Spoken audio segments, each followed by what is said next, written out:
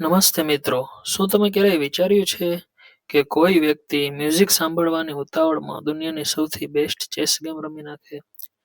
આજે હું તમને ચેસના જાદુગર ગણાતા પોલ મોર્ફીની એવી જ એક રોમાંચક ગેમ વિશે જણાવીશ, જે game the opera house game તરીકે ખૂબ પ્રખ્યાત છે.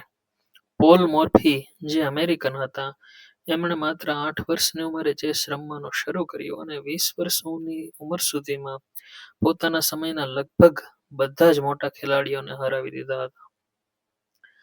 અને 22 વર્ષની ઉંમર આસપાસ તો તેમણે દુનિયાના લેવલનો કોઈ ખેલાડી બચ્યો જ નહોતો, તો એમણે ચેસ રમવાનું સંપૂર્ણ રીતે છોડી દીધું.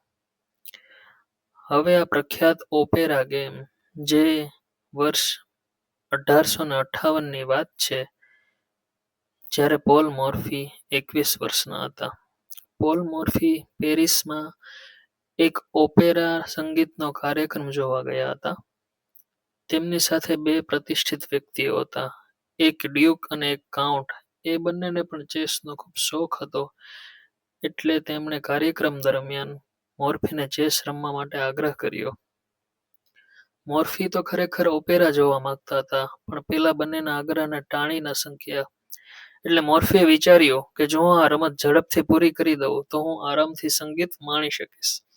અને પછી જે થયું, તેણે ચેસના ઇતિહાસમાં ધૂમ મચાવી દીધી. માત્ર થોડી જ ચાલમાં પોલ મોર્ફીએ પોતાના મોટા ગજાના મોહરાઓનું બલિદાન આપી અને એવી રીતે અદ્ભુત ચેકમેટ કર્યો કે જોનારાઓ દંગ રહી ગયા.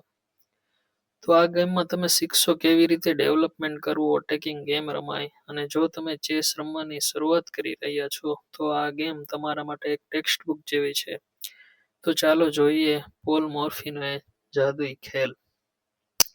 તો અહીંયા વ્હાઇટમાં પોલ મોર્ફી છે અને સામને એમના બે પ્રતિસ્પર્ધી બ્લેકથી રમી રહ્યા છે. તો પોલ મોર્ફીએ શરૂઆત કરી E5 થી, E4 થી.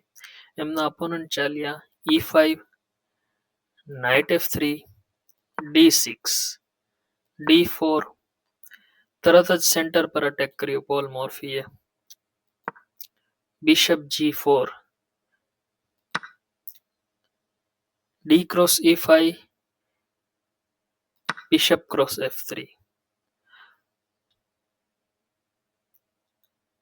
હવે જો બ્લેકે આને કેપ્ચર કર્યો હોત તો પોલ મોર્ફી આ ક્વીનને કેપ્ચર કરી નાખત, એટલે માટે બ્લેકે પહેલા બિશપથી આપણા નાઇટને કેપ્ચર કર્યો.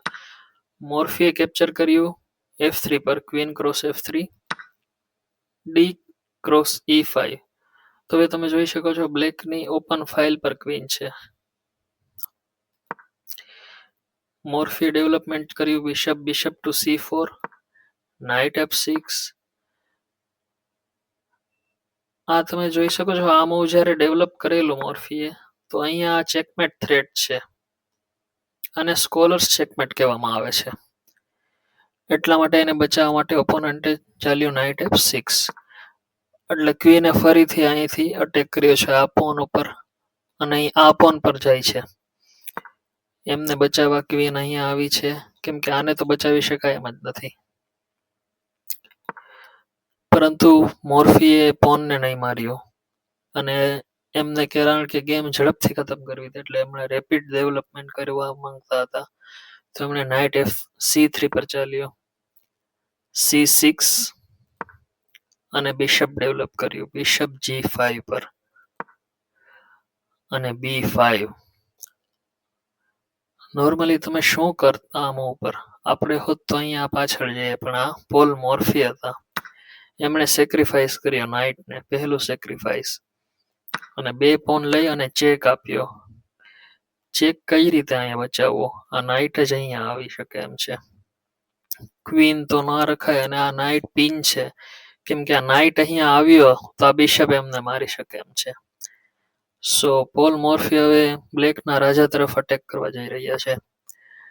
એટલે નાઇટ B ટુ D7 ચાલ્યો અને પોલ મોર્ફીએ લોંગ કાસલ કર્યો. અને તમે જોઈ શકો છો પોલ મોર્ફીનું ડેવલપમેન્ટ સંપૂર્ણ થઈ ગયું છે. આ બંને રૂક કનેક્ટેડ છે, કાસલ થઈ ગયું છે, એમનો કિંગ સેફ છે, જ્યારે બ્લેકના આ બે પીસ રમતની એકદમ બહાર જ છે એમ તમે કહી શકીએ, અને આ રૂક પણ અત્યારે તો રમતની બહાર જ છે. અને આ નાઇટ ઉપર અત્યારે ડબલ અટેક છે, એ નાઇટ પણ પિન છે, કંઈ હલી શકે એમ નથી. તો હવે કઈ રીતે બચાવશે ઓપોનન્ટ? તો એમના ઓપોનન્ટે ચાલ્યું રૂક D8, એમને સપોર્ટ આપ્યો આ નાઇટને. અને આ બીજો સેક્રિફાઈસ. તમને ખબર છે નાઇટના 3 પોઈન્ટ છે અને રૂકના 5, પરંતુ રૂકનું સેક્રિફાઈસ આપ્યું. પહેલા એક નાઇટનું સેક્રિફાઈસ આપ્યું અને આ બીજું સેક્રિફાઈસ રૂકનું. રૂક ગયો અને આ બીજો રૂક મેદાનમાં આવી ગયો પોલ મોર્ફીનો. તમે જોઈ શકો છો બધા જ પીસ પ્રેશરાઇઝ કરે છે પોલ મોર્ફી તરફ. તો હવે ક્વીન આ મૂવ ચાલી કે ક્વીન એક્સચેન્જ થઈ જાય તો અટેક કંઈક ઓછો થાય અને ગેમમાં પાછો આવી શકાય. બ્લેકનો પ્લાન એ હતો અને આ નાઇટને પણ અનપિન કર્યો તો અહીંયા આને સપોર્ટ મળે.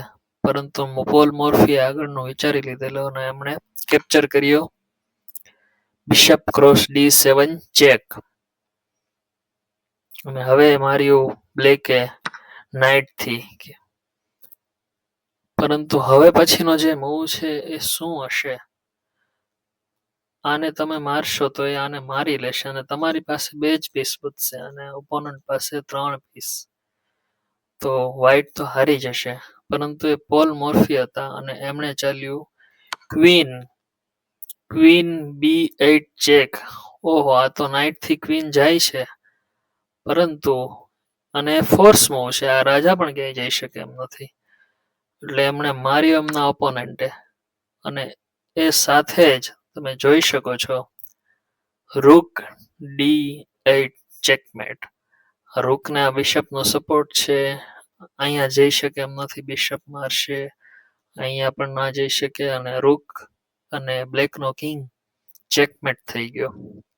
તો તમે જોઈ શકો છો પોલ મોર્ફીએ માત્ર 17 મૂવમાં એમના બંને ઓપોનન્ટને હરાવી દીધા, કારણ કે એમને ઓપેરા મ્યુઝિક સાંભળવું હતું અને આ ખૂબ પ્રખ્યાત ગેમ ઇતિહાસમાં લખાઈ ગઈ.